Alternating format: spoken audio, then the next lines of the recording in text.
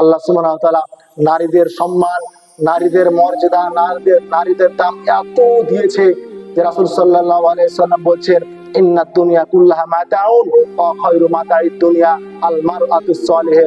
রাসূল সাল্লাল্লাহু আলাইহি সাল্লাম বলছেন, পৃথিবীতে যা কিছু আছে, এই দুনিয়ার মধ্যে যত কিছু আছে সব কি সম্পদ।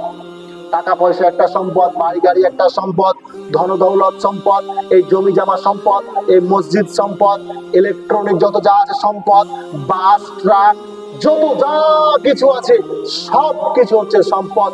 খায়রু মাতাইদ দুনিয়া, আর সব সম্পদের মধ্যে দামি সম্পদ হলো, সব সম্পদের মধ্যে সব থেকে উত্তম সম্পদ হলো, সব থেকে প্রিয় সম্পদ হলো আর মারআতুস সালিহ, একজন সৎ চরিত্রবান, একজন পরহেজগার নারী। তাহলে দেখেন নারীর সম্মান আছে না নাই? অনেক সম্মান, নারীর মর্যাদা অনেক, নারীর মর্যাদা অনেক, নারী অনেক দামি জিনিস। কিন্তু আমি আপনি নারীর দাম দিতে রাজি নয় বা দিতে পারছি না, বা তারাও নিতে পারছে না। একটা যদি কিছু আসে হরেক মাল, সব নারী চলে আসলো হরেক মাল নিতে, এটা কি নারীর সম্মান? নারী হচ্ছে দামি বস্তু।